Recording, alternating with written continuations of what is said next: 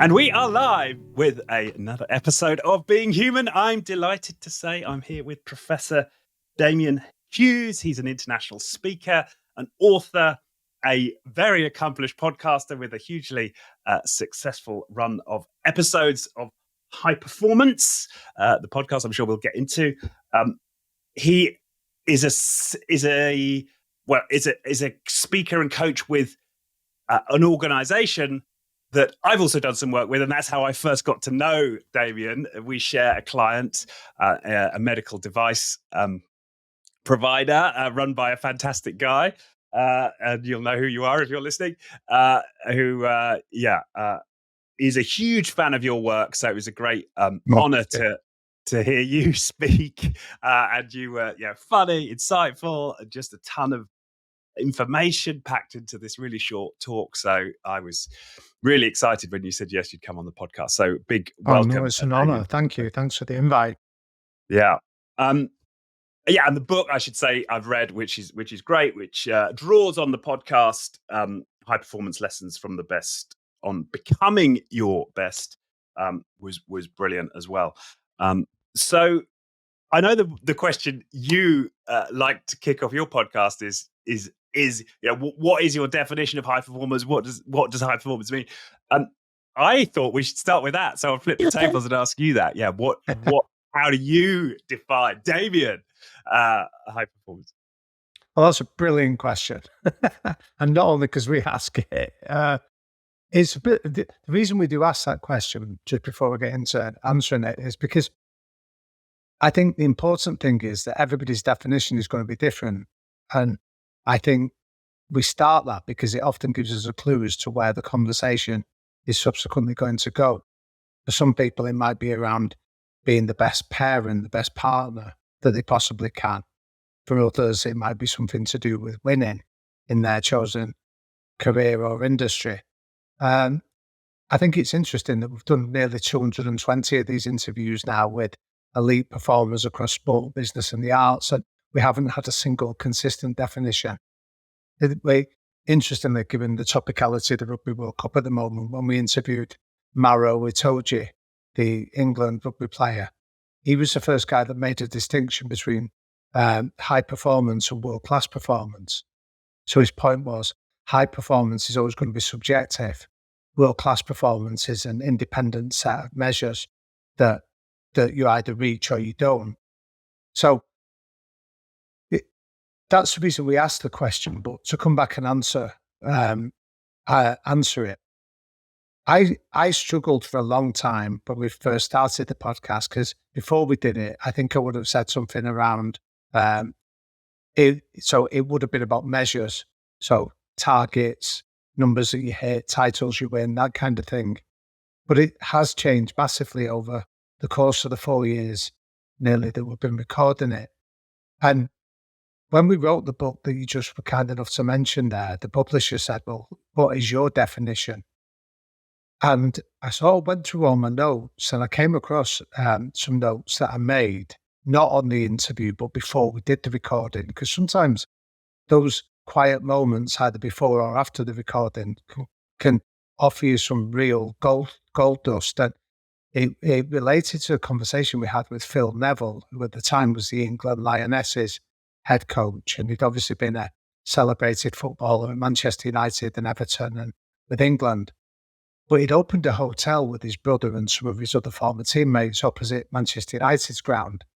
And during the pandemic, it was on the local news in Manchester that they'd opened the hotel up free of charge for NHS workers just to come and get some respite. And as I was having a cup of tea with Phil, I complimented on him. I said, I heard what you did and I thought it was fantastic. And, just congratulations. And he gave me just a really throwaway remark that subsequently I jotted down and thought, that is my definition. He said, you know what, Damien? He said, sometimes in life, you've just got to do the best you can in the moment you're in with the resources you've got. And I said to him, sorry, just say that again, Phil. And he said, do the best you can with what you've got where you are. And I was like, that is probably the textbook definition for me, because what it does is it taps into that subjectiveness. It says the best that you can do is different than the best I can do, because you're in a different moment of your life than what I am. And you have different resources. You start from a different place than what we do. So the idea of comparing yourself or getting caught up in that culture of measuring yourself against what other people have got or what other people expect of you is always a path to disappointment, because you can only do it by doing an honest appraisal of where you are, what you've got, and the moment that you're in. So I think at any time, like before we started this podcast today, my question to you was, how can I do the best? Like, what's your expectations? And then I can either do my best to meet them, or I can sort of manage your expectations and say, this is what I'm capable of. But Yeah. I think that gives us all some real power. I think it allows us to understand control, that high performance isn't some bullshit measures of comparing yourself to others. It will always be a subjective and personal answer. Right. Yeah. And I really appreciate that. Well, and it's entirely in line with your sort of demeanor uh, and approach to this topic. It's grounded, right? And I Thank think you. what you're doing with this topic is, because a lot of people might feel a bit intimidated by this idea of high. Oh, well, Yeah. well, I'm not elite at anything. How could I even think about opening a book on high performance? But actually, the way you approach it from this, doing the best you can with what you've got in that moment. And actually, I had my own sort of preconceived ideas when I got into this book, sort of demolished, because yes, you speak to a lot of very high level, athletes and accomplished people, but the central message is that, right? It's like, how do you have yourself in the best place possible to do the best with what you've got in that moment? Yeah, I mean, and it's a really valid point that you make. And we often have this debate ourselves, whether we've sort of boxed ourselves in a corner with the title, calling a podcast or a book high performance. People come to it with very loaded imagery or preconceptions that they think it's about being number one, striving for the best, or being that kind of alpha behavior of I've got to be the dominant character in a room. And the reality is that I think that that is part of it for some people. Don't get me wrong, but it's only a small slice of the pie. It's just a small glimpse of the real picture for the vast majority of people. And like you say, we've interviewed so many elite performers, and the title of your podcast captures very much the essence of what we hear so often. It's about the humanness. It's about the fallibilities. It's about the frailties that we all have and learning how to overcome them. And that therefore applies to anybody that is human. I had a question, because there's so many ways into this, and there's so much Yeah. insight, and there's so many stories in this book, and obviously, and from the broader podcast. But for you personally, I'd love to drill down, Damian, into a little bit of your history into getting into this topic, Yeah. and then for you in your life as a professor, as a speaker, a podcaster, an author. What really rises up for you in terms of the big takeaways and lessons you've learned from these conversations that you've been able to apply, in your own life and profession? Yeah, sure. So I think origin stories are really important, because often we find out so much about the characteristics or the conditioning that we've been subjected to that shapes us into the people that we are. I, I often think about, there's a really nice theory from, he's a very early adopter of the social psychology movement, a guy called Kurt Lewin. So in the 1930s, he had this really lovely formula that he said, your behavior is a result of both your personality and the environment that you're in. So some of it is like your personality traits like that will be, some of it is genetics, or it's adopted from your parents and the people around you. But then some of it, a large part of it is around the environment that you grow up in, the conditioning. And it's so how much of it is dependent on environment, how much is personality? The answer is nobody knows. But we have to take both of them into account. So I often love hearing people's origin stories, because it gives you a clue as to the person that sits in front of you. They're often a result of all those factors. So for mine, I grew up in a boxing gym in the city of Manchester.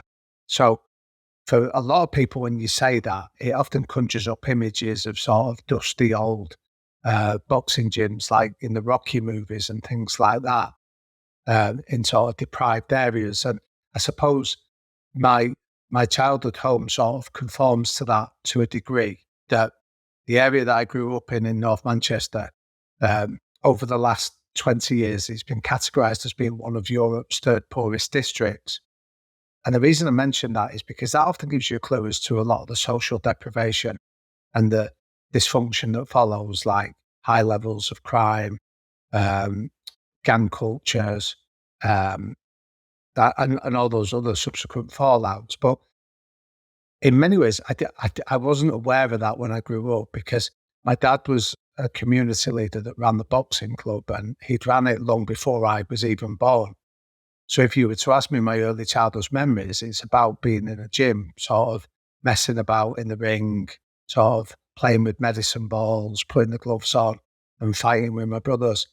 So I was around that environment for a long time. But what I subsequently recognised is a lovely quote I heard when I went down the route into academia that said, when we don't do research, we often do me search, where we try to make sense of our own lives. And I think what I'm telling you now is hindsight, that I'm looking back on it and trying to make sense of it. But what I was being subjected to was two things that have subsequently shaped what I do in my career. One was that I was around high performance from as far back as I can remember. So my earliest memories also involve guys that were going off to box for England in the Olympic Games. So you're because he was seeing very people. successful, your dad, right? Yeah, he was a very successful coach. So I was seeing guys go off to Olympic Games and having to prepare for that. Then I was seeing guys become professional as boxers. So therefore, everything that subsequently entailed. Then these same guys going on to become British, Commonwealth, European, and some of them eventually became world champions.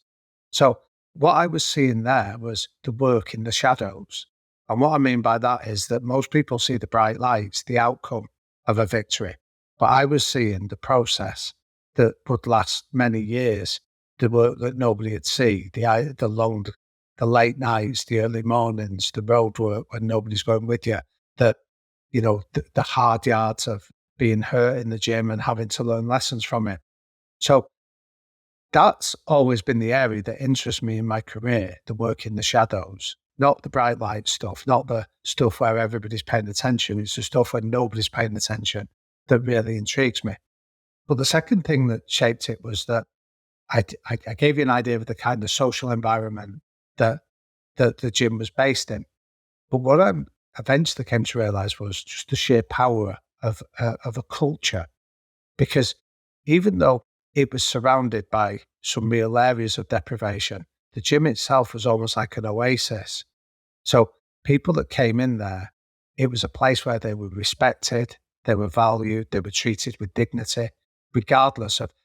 A lot of people never even laced on a pair of boxing gloves or stepped into the ring, but they might come in there. Some of the old people in the area might come in for a cup of tea and just watch people working out, but they were treated the same as like these world champions.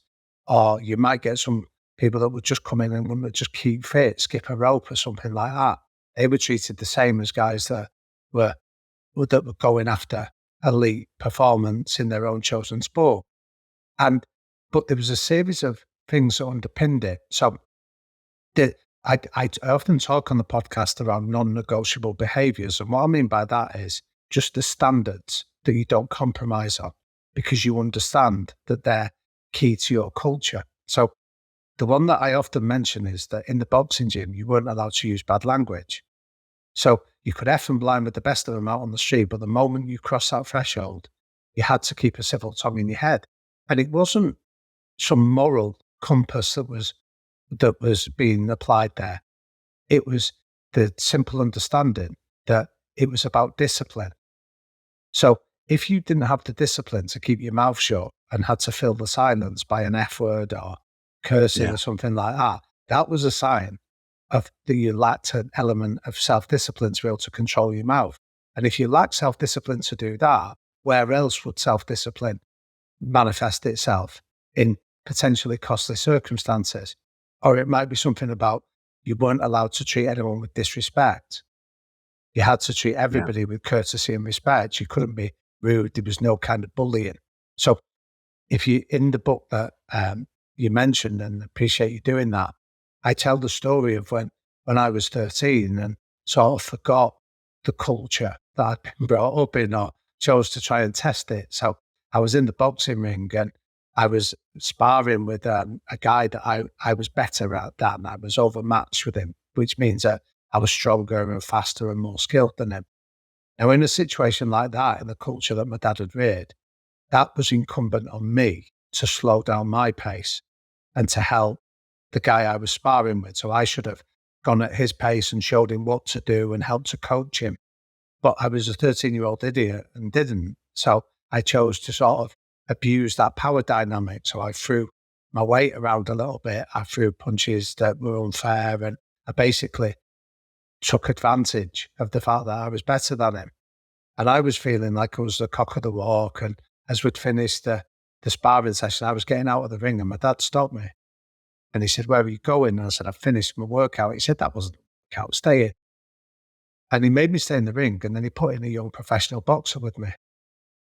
And for the next 15 minutes, this guy just taught me one of the most profound lessons of my life, that he didn't physically hurt me, but he emotionally took me to the cleaners. So he basically kept popping my head back, slipping every punch that I had, and just showing me what I'd done to the other guy moments earlier. And what even hurt even more was literally everybody in the gym stopped what they were doing to come and watch me get served this large slice of humble pie.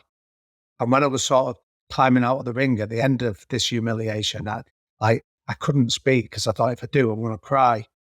And my dad Right. came over and said, "How do you feel?" And I said, and I couldn't speak to him. And he just quietly took me to one side and he said, "How you feel now is exactly what you did to that young lad just before." And he said, "I'm telling you now, don't ever, ever bully anybody again. Don't be a dick. Don't behave in a way that abuses that dynamic." Now, I'm telling that story 30 odd years later, and it's still, even whenever I recount it, makes the hairs on the back of my neck stand up, because it was just a Mm. really powerful affirmation of, this is the way we do things around here. This is the culture that you brought up in. This is the standards of behavior that we're not prepared to compromise on. Even though it was my own dad choosing to see me humiliated in front of a peer group, he wasn't prepared to compromise on it, because if he'd have done that for me, suddenly you'd have chaos. You'd have everybody going, "Well, if he can Yeah. do it, why can't I do it?"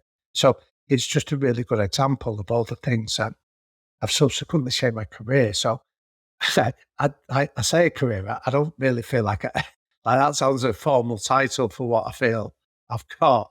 I very loosely use that term, but I think if you could sum it up, it's basically about helping leaders to create cultures where high performance can flourish. And that's Yeah. what's led me down the academic route, the professional route, the books, and the podcast. To me, all come back to the very same driver, that sense of purpose of helping people to create cultures where everyone can flourish and thrive.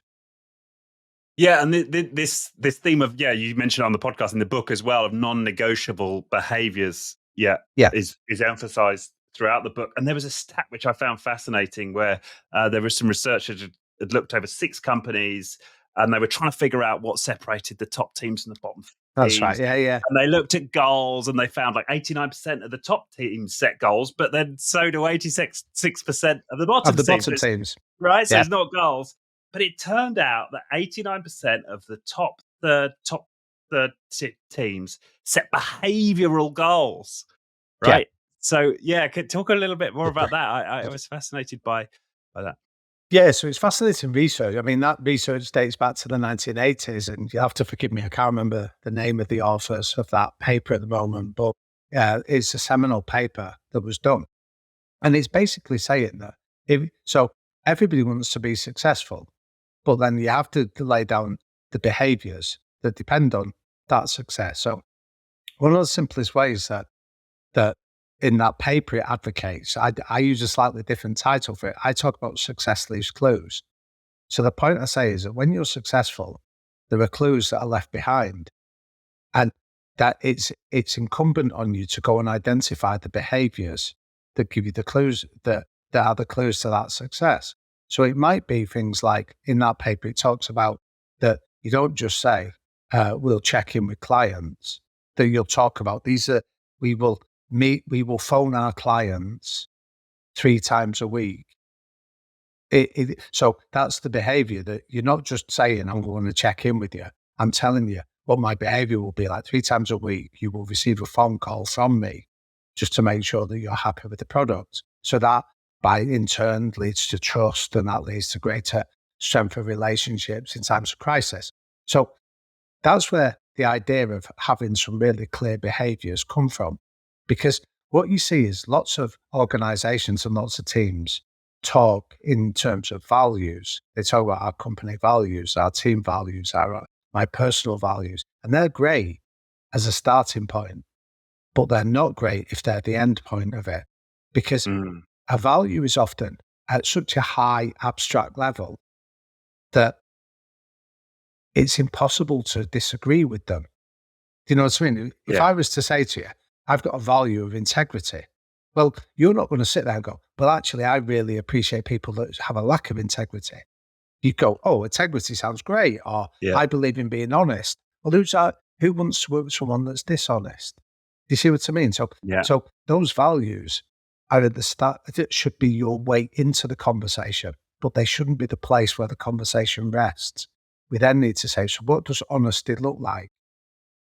How do I behave when I'm being honest? And we sort of break it down into really specific behaviors. And what I've seen in so many elite, high-performing cultures, these behaviors are there. They maybe don't call them non-negotiables, but they're clearly and keenly understood by everybody that's in that organization. So what that leads to as a consequence, if we start to unpick it, is, first of all, there's transparency, because everyone goes, I know what's expected of me. I know the demands that are going to be placed on me, because these have been identified and then passed on from people that have already been successful within this culture. So you get transparency first, but then the second thing that it drives is the example that I used about my dad with me in the boxing ring. It's consistency. When you've sort of nailed those behaviors publicly to the mast, you almost have to behave in a consistent manner with them, because you know that everybody else is aware of what you stand for and are therefore going to be judging you from it. So think of it in any walk of life. Think of it, say, like in politics. What kills our political leaders? Like, take the pandemic, for example, right? That what you're hearing come out is that in a cabinet meeting, it's alleged that Boris Johnson is supposed to have said, let the bodies pile high, when he was talking about care homes, right? Now, whether that's true or not, that's the story that gets alleged to him. And while it sounds horrific, you didn't hear him say it, and I didn't either. So that didn't kill Boris Johnson's Prime Minister tenure. What killed him? The pictures of him having a party. Because you could also remember that he told you that you weren't allowed to have a party. So the lack of consistency makes us think he's a hypocrite. And that leads us to not trust him, which therefore leads to that very visceral reaction of, let's get this guy out of office. Not the abhorrent alleged statement. It's the very visible sign of hypocrisy that kills us. So we understand that transparency and consistency are key within any culture. And what behavioral non-negotiable standards or goals, however you want to define them, do is they force you to commit. They force you to commit and say, this is what we're prepared to do, and we're not going to compromise on them. Yeah, it reminds me of a quote in a book you've got from Phil Neville again, doing the right thing every single minute of every single day, right? Yeah, so Phil told us that he was talking about it in terms of he was told by a nutritionist that getting up in the middle of the night and eating cereal would help his performance. So he set his alarm for 3 a.m, would get up, eat cereal, then go back to bed. Now, to me or you, that might sound really extreme, but he's been given information that says that, and for him, his ambition is to be the best he can at any moment with the resources he's got. So he's now been given some resources, some knowledge that me or you don't have, that says, if you do this, it helps you. So he's prepared to do the right thing every moment. So we can laugh at him, or we could go, actually, that's a real admirable sign of somebody that's committed to going after high performance on their own terms. I actually prefer the quote from Olaf in Frozen, where he says something similar, but he says, just do the next right thing. So I sometimes say this to my children, that I'd say to them, just do the next right thing. That you don't have to do it to have an outcome. You just know that in that moment, the next right thing is all you need to really worry about. Yeah. And then I suppose having like, and what I like about the book is you don't try and sum up like what the best practice non-negotiables are, or like what the best ones are. You're just saying have some, right? And every culture will choose a different set, perhaps. And for some it might be timekeeping, for some it might be, how you dress, right? Whatever it might be, just pick them. And like that in itself is what is the message. Yeah, there is no formula to this. And I urge anyone listening to this that if anyone's telling you this is the formula, these are the keys to doing it, just treat it with a degree of skepticism. I'm sure there's value in it, but there is no formula. I can't tell you what the behaviors you need to do to be successful, because I don't live in your world. I don't understand the demands and the pressures that you're under. I don't understand when you've been successful in the past, what worked for you then might not be my definition of what works now. So it's for everybody to define it on their own terms, not to have somebody come along and give you the answer, because I'm afraid that just doesn't work. And it's a dangerous precedent, because to want to tell somebody what to do, to be prescriptive, infers that you've got all the answers. And I think one of the things that both Jake and I do on the podcast is we're really clear. We're not telling you what to do. We're not preaching at you. There's no answers here. What we want to do is just give you some ideas that we gleaned in communion with our guests that we're lucky to do. And from that, you might go, if that works for you, great. If it doesn't, don't worry about it. Find something else that does. But it has to be you, right, holding the pen. It's not somebody else who can do it for you. Yeah, and there's an exercise in the book which I did and I enjoyed, which was like, take your last 12 months, pick out your biggest successes, and then write down the characteristics, that contributed to those successes, and that starts to give you a sense of, okay, well, maybe this is a place to look for my non-negotiable behaviors. That was on an individual level. Well, what you've done there is the exact exercise that Matthew McConaughey, the Oscar-winning actor, told us. So, good company. Yeah, you're in great company, because he told us when we were lucky enough to speak to him that he's kept a diary for the last 30, 35 years. And his point was, he said, because when you hit bad times or difficult times or periods when things are not going right, and we will, because we all will, he said, the diaries are almost his blueprint to go back to when things were going well and work out, what was I behaving like then that I'm not doing now? And it might be that I was working out a lot more then and I'm not doing that now, so I don't feel as better about myself. Or it might be that, I wasn't making as many inquiries or putting myself up for as many auditions now that I was doing then.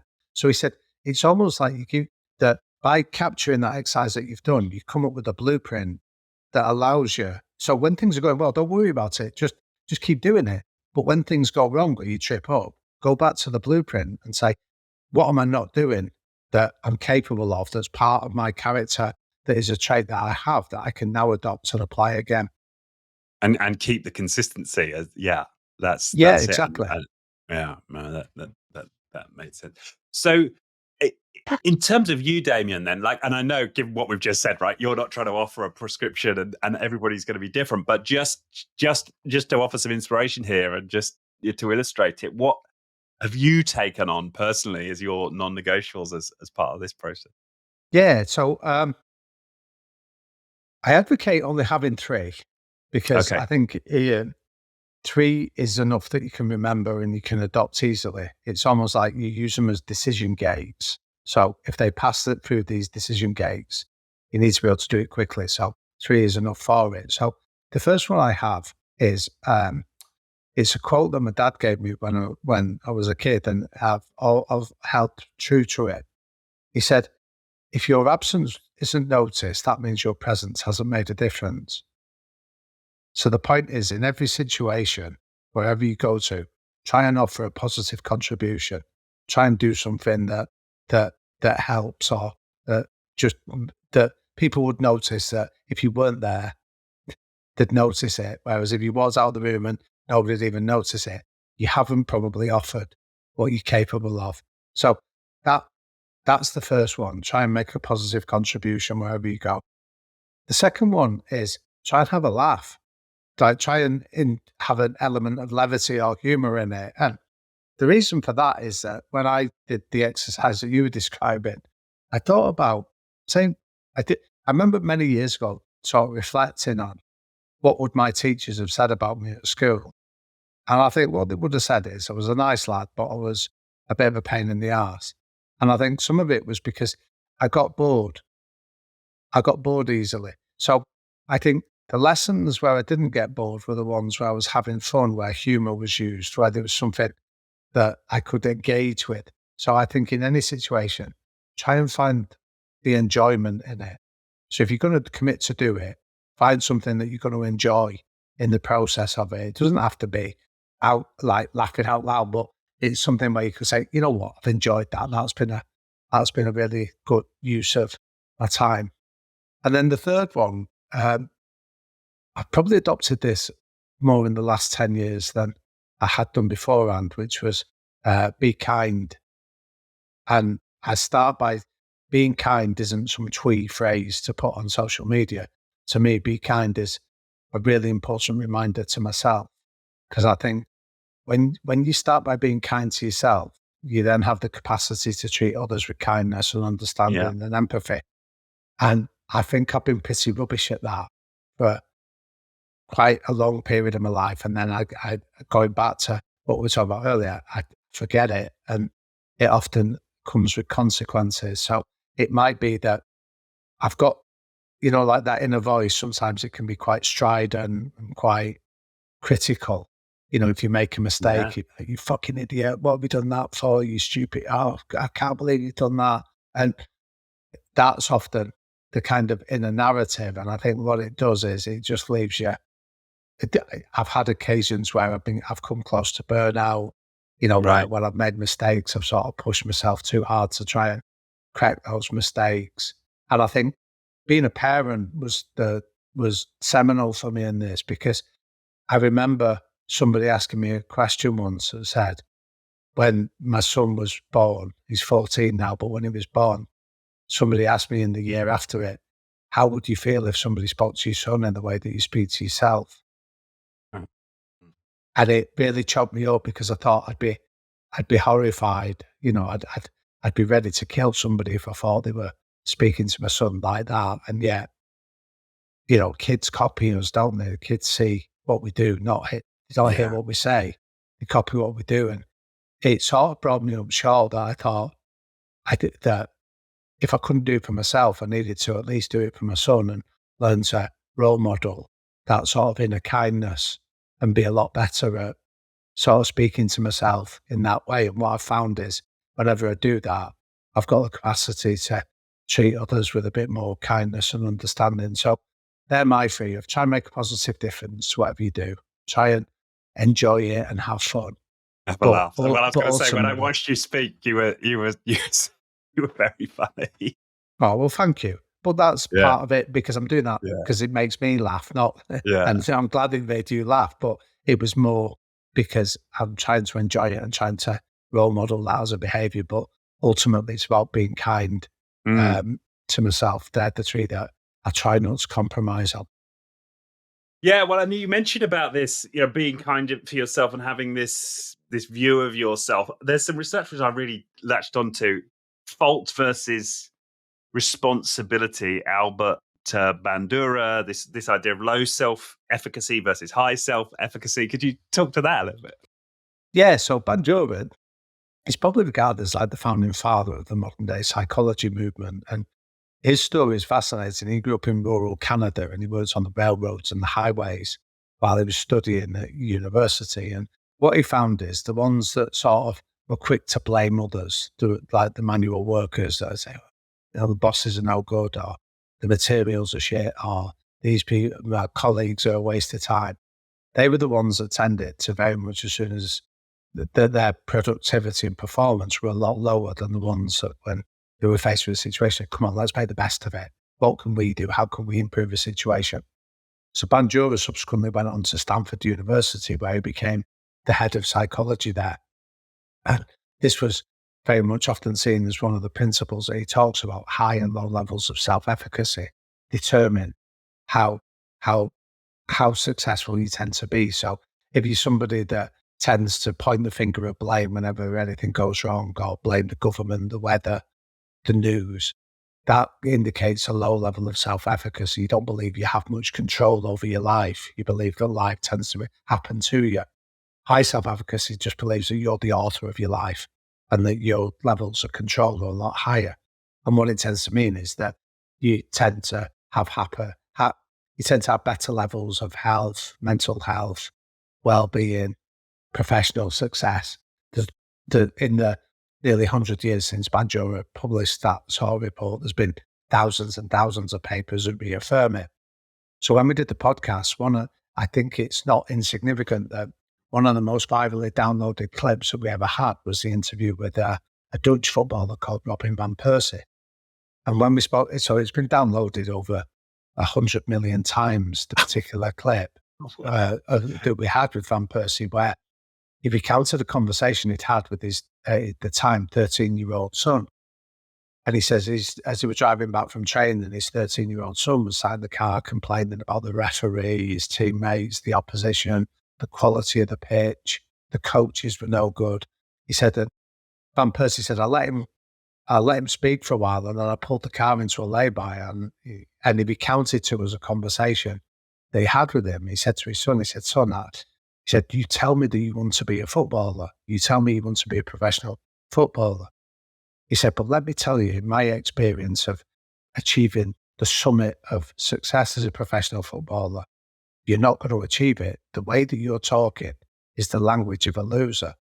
He said, you're blaming him and her and this and that. He said, and I haven't heard one single moment of self-reflection. I've not heard one single moment where you've looked at yourself and asked yourself what you could do better. And he said, no. And this is a key bit of the conversation because it gives him really powerful sense of psychological safety. He says, listen, I'm your dad and I will always, always love you. So it doesn't matter to me if you make it as a professional footballer or not. It really doesn't. I will still love you. That has no bearing on the love that I have for you. But it's your ambition and it's your dream. So what I'm suggesting is a simple method you can use is change the way you view the world. Start to change your language. Start to look at yourself. And he said, because that is the language of a winner. So he uses that quite blunt Dutch talk of the language of a loser or language of a winner. And then he tells the story of how 2 days later he went to watch his son again. And his whole behavior and mindset and demeanor was just like night and day. He said, I saw a guy that was encouraging others, running around, putting in plenty of effort. And he said, he's got it. And that's almost the powerful bit that he talks about. What he was doing was getting him to understand the difference between high and low levels of self-efficacy. His first response to blaming others is low self-efficacy. You don't believe you've got much to do with it. You're just a victim of circumstances. And what he was doing was saying to him, actually, you're in charge of this. You're in charge of how you behave, how you think, and how you speak. And if you understand that, you give yourself a fighting chance of improving. And so that's very much one of the key areas that we mention in the book. But the credit for it has to go to the conversation with Bandura. And I think that what that does is what we try to do on the podcast is not, because some people think that, like, I've heard this as a criticism, and they go, I'm not listening to that shit. It's survivorship bias. It's successful people telling you why they're successful without any kind of acknowledgement of luck or things like that. And now I can always tell somebody hasn't listened to it, partly because they're telling you they haven't, but also because that's exactly what it isn't. Because what we do is do talk about luck. We do talk about um, some of the factors outside of their control. But what we do try to do is take the controllable, repeatable, understandable bits like that, like the self-efficacy stuff, and help listeners to understand, actually, this is the bit you can take from it. You might not have the natural talent to be an elite soccer player, but you can take the mindset that he talks about and apply it to being a good mum or dad or brother or sister or son or daughter. It is the controllable bits that we're trying to do. It's not just listening to successful people humble brag their way through why they're successful. Yeah. No, that makes a lot of sense. I mean, there was something in the press recently where another study had been done. I don't know if you caught it, where they were suggesting that luck played a huge role in achievement. Massively. I mean, we haven't had a single guest not attribute luck to some factor of it, whether it's the luck of where they were born, the parents, that starts from before we're even born. The look, you don't choose where you go to when you leave that maternity ward. You don't choose the postcode you're going to grow up in. You don't choose the school that you're going to go to. All those factors are determined almost outside of your control. And we haven't had a single guess yet, nor have the humility to go, you know what was really cool? There was elements of this that were just down to luck. I can't claim any credit for it. Yeah. Back to this idea of high self-efficacy. So I'm not seeing myself as a victim. I'm taking full responsibility. I'm seeing my part in it. How does that marry with the idea of kindness? Because is there a risk there that we become sort of, hard on ourselves, like always taking full ownership of everything, right? Like, how do we balance that with kindness? Yeah, it's a really good question. And I think that, again, kindness is a choice. You can be the author of a situation and accept that things don't always go wrong. So being able to determine, another of the factors is being able to determine what you're in control of and what you're not. So there's certain things where that, like I say, where you grow up, the parents you have, the school you go to, things like that are outside of your control. So that we need to learn to make better distinctions, or when we can make better distinctions between it. Sometimes then when we make a mistake, we can then determine using the same distinctions. Well, what do I control? What elements of this can I get better at? But I think the kindness stuff says that it almost predicates your ability to reflect effectively. Because if you're sort of person that goes that I don't believe kindness is necessary, when you make mistakes, you're likely to be pretty strident on yourself. And as I explained from my own hard-won experience on this, your ability to reflect effectively and learn from it becomes a lot harder to do. Yeah. So you got enough sort of love for yourself to even ask yourself that question, in a sense, right? What could I have done, or what could I be doing differently, right? That, in a sense, is in a context of loving yourself enough to want to ask that question, right? Yeah. Rather than just go, you're an idiot because you made a mistake. Well, that's not loving yourself effectively. And then if you start from you're an idiot because you made a mistake, there's no room for learning. There's no room for growth there. Yeah.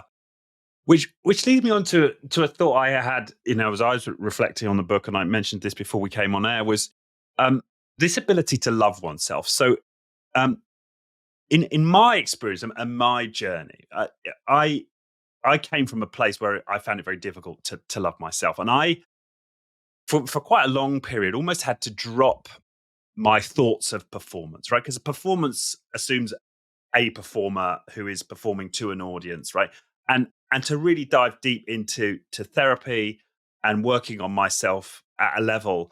And I put kind of all thoughts of, but I sort of had to, almost against my own ego, put all thoughts of performance to one side, right? I'm just going to forget the career for a while. I'm going to forget. I'm just going to dive into doing all this deeper self work, and it allowed me to become much more self compassionate, much more loving of myself, and so on, and to kind of pick up the performance conversation, but in a very different place and from a different context. So Yes. I was intrigued as I reflect on my own experience. What do you see as the relationship between performance and healing or deeper self work? Is there a conflict there? What's your sense of that? It's a brilliant question, and thanks for being so candid about your own experiences on it.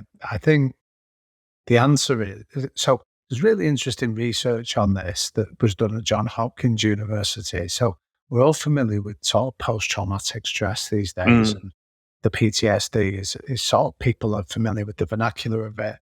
But what isn't as well known is its almost lesser known cousin, which is post-traumatic growth.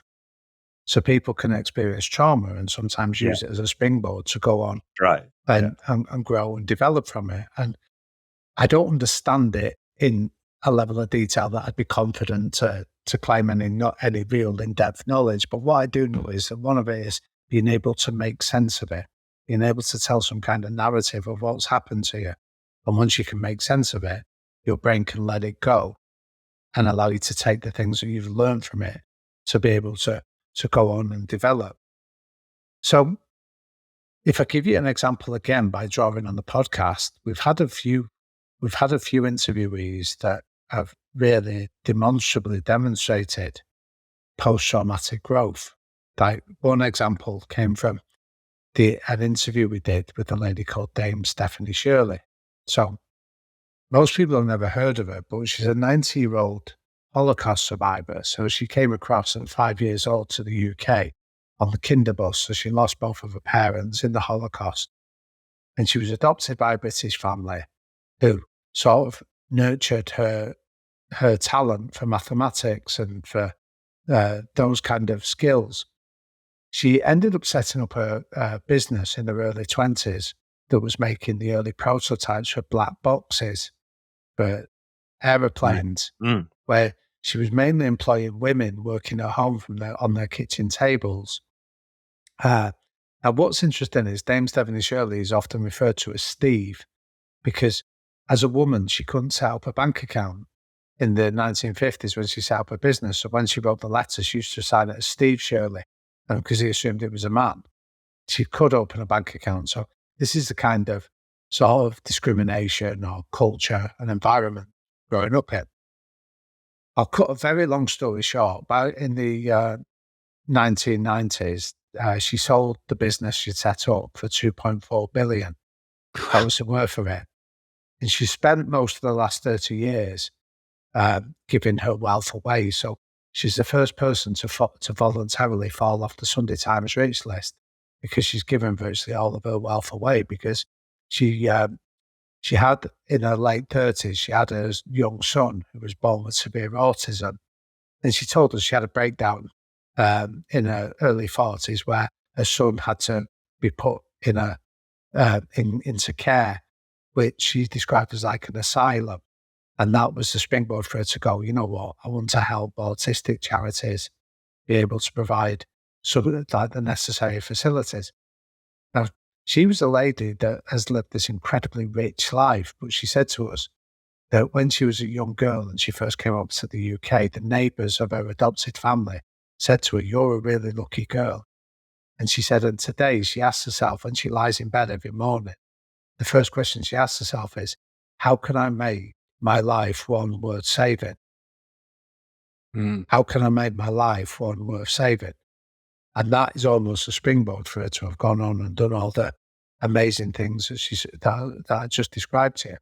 So Yeah. there's some really powerful examples there of real post-traumatic growth where people have experienced these kind of horrors and used it by being able to create a narrative for themselves that enable them to understand it and shape their subsequent life and decisions around it. So I think for all of us, the healing process is necessary because otherwise it's like the ghost of our childhood continue to rattle around our body, Yeah. that we have impulses and responses to situations based on these old outdated stories that we're still telling ourselves. And I think healing is effectively learning to tell ourselves more effective stories of how we're able to cope with sort of change and transition. And so My answer is I think it's essential in what we've heard from our interviews, but I think it's essential enough that like none of us could afford to discount it in our own growth. And your own examples are a brilliant example of that. Yeah. Yeah. And I think what's interesting for me is that I kind of came full circle on it because I started out thinking there's a contradiction here, right? We can't Yeah, be this great performer and do the deeper healing work, which often, well, certainly in my experience, has been very disruptive. You're trying to rebuild these narratives, but that requires you going into the darkness to kind of understand the narrative that exists right now. Um, but actually, if you going right back to the start of this podcast, right, if you take this definition of doing the best you can with what you've got at the moment, and you can apply that. So me doing the best with what I had in that moment was, well, I've got some money, there's a therapist available, this is what I can do, right, to yeah. start to heal and look at this stuff, right? So it's just it's again, it's right, it's down to the definition of, and for me, performance in that moment was me, taking responsibility for my own healing. And it sounds to me like the work you did with the therapist is giving yourself better resources. So Mm, what is it? So the moment you're in, the best you can. So what you need is I need it's the resources I need. So what I have, and you need more knowledge, more mm, support, more resources, as we say, to help you then be able to be even better in a different context. So I think you're absolutely right, but I think it's incredibly brave of you to share that, because I think the more people talk about the benefits of therapy, as you've just done, I think suddenly it sort of removes any stigma that might be there for people that are reluctant to reach out for it. Yeah. well, thank you, and I think yeah, I really appreciate that feedback, but I also think it's something that's emerging right now. I don't know if you caught these. Was it Ali, the famous footballer, right? He's starting to talking about some of his Yeah. early experiences, and yeah, I think there feels like there's a shift.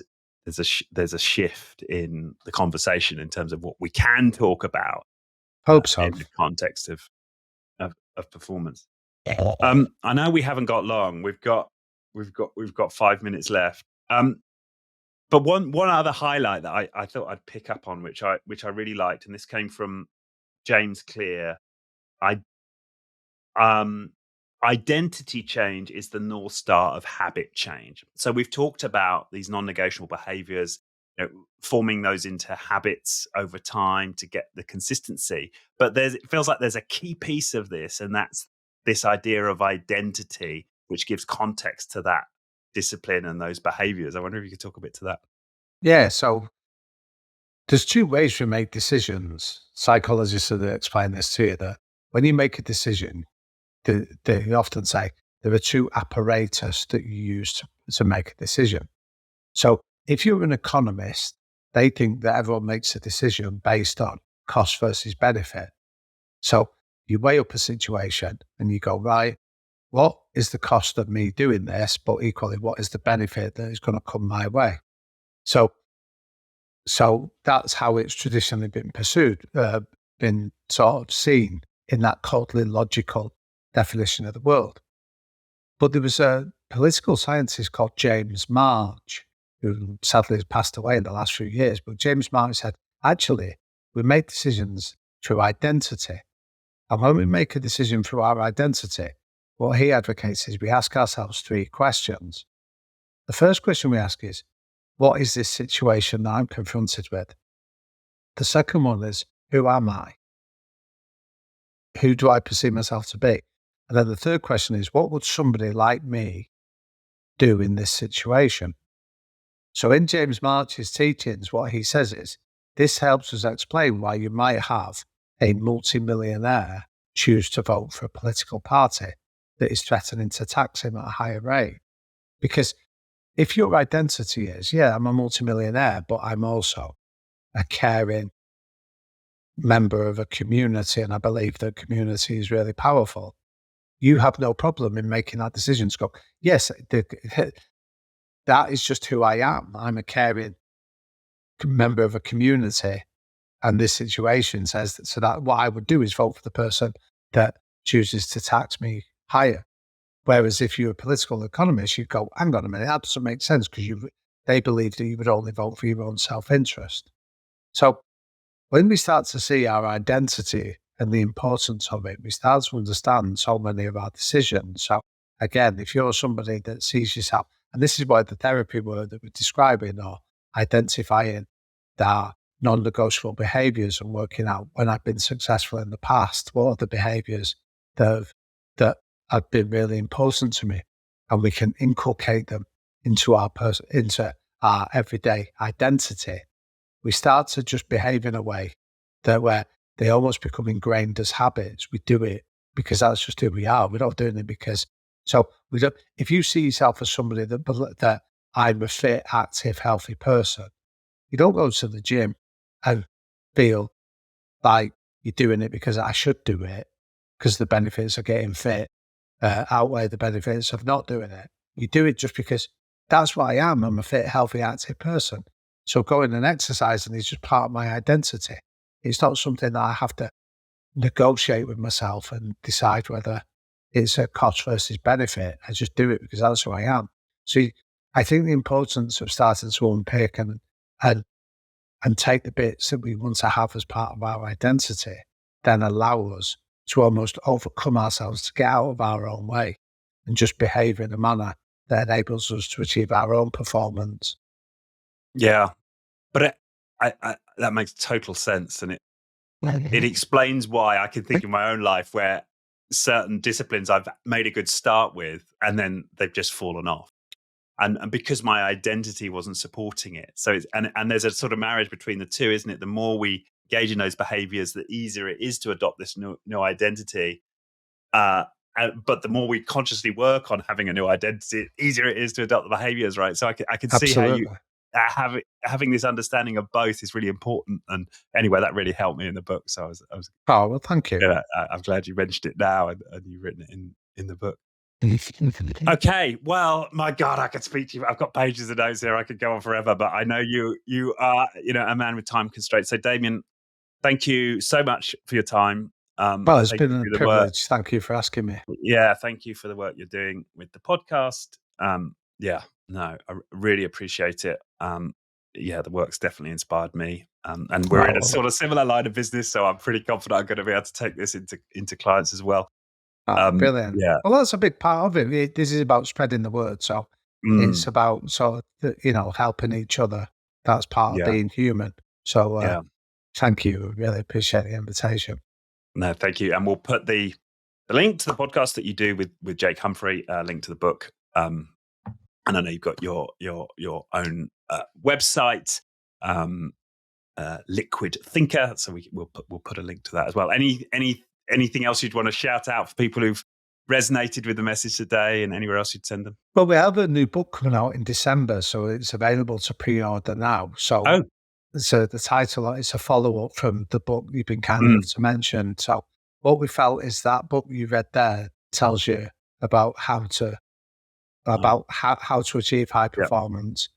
The book that we've got coming out is called How to Change Your Life, and that's almost like the roadmap of how to now put it into practice.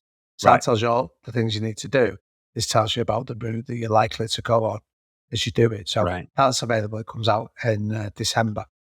Brilliant. Okay. Well, we'll put a link for that for people who want to pre-order that one. And the title of that one again? How to Change Your Life. And then the subtitle is Lessons in Transformation from High Performance. Brilliant. Okay.